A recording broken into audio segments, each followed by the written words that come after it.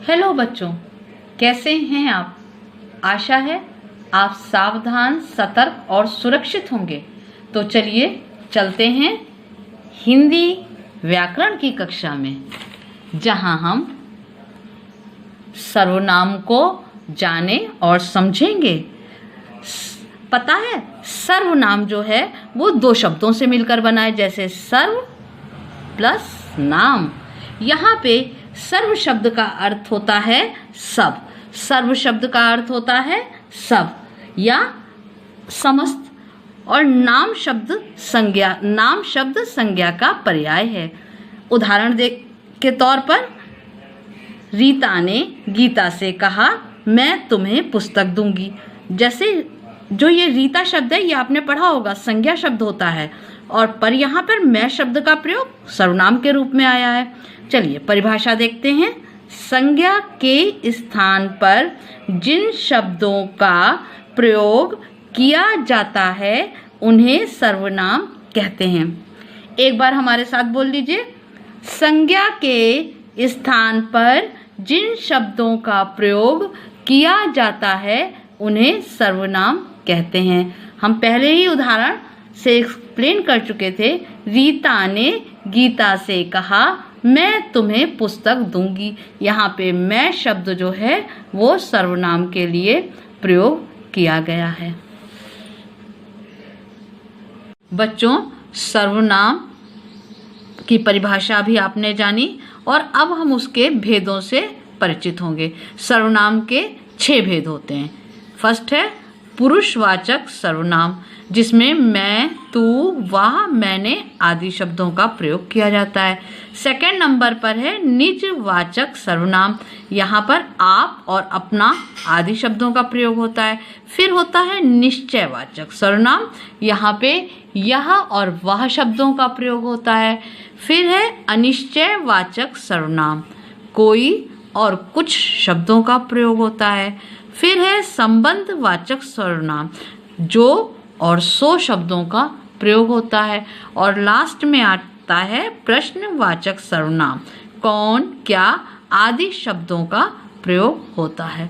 तो अब हमने जाना उसके भेद, यानी सर्वनाम के 6 भेद होते हैं। पुरुषवाचक सर्वनाम, निजवाचक सर्वनाम, निश्चयवाचक सर्वनाम, अनिश्चयवाचक सर्वनाम, संबंधवाचक सर्वनाम और प्रश्नवाचक सर्वनाम। अच्छा बच्चों, सर्वनाम की परिभाषा जानी और उसके भेद जाने। अब आप लोगों के मन में ये जागरूकता तो जरूर होनी चाहिए कि आखिर सर्वनाम शब्दों के प्रयोग की आवश्यकता ही क्यों पड़ी। सर्वनाम शब्दों के प्रयोग की क्यों आवश्यकता है, जबकि हमारे पास पहले से ही संज्ञा शब्द थे। क्योंकि सर्वनाम की परिभाषा क्या थी, जो शब्द संज्ञा के स्थान पर प्रयोग किए जाते हैं उन्हें सर्वनाम कहते हैं। तो फिर हम सर्वनाम शब्दों का प्रयोग ही क्यों करें। सर्वनाम शब्दों के प्रयोग की आवश्यकता क्यों पड़ी और इस प्रयोग द्वारा हम क्या साबित करते हैं, ये बात हम एक कहानी के माध्यम से समझते हैं। तो चलिए आइए कहानी का आनंद उठाते हैं। कहानी इस प्रकार है। 2 बच्चे हैं। एक बच्चे का नाम लव है और दूसरी बच्ची का नाम लवीना है। लव और लवीना झूला झूल रहे हैं।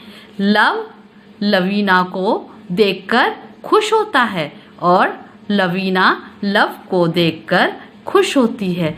लवीना पीला टॉप और पिंक कलर का गुलाबी रंग का लोअर पहने हुए है। लवीना गुलाबी रंग का रिबन बांधे हुए है।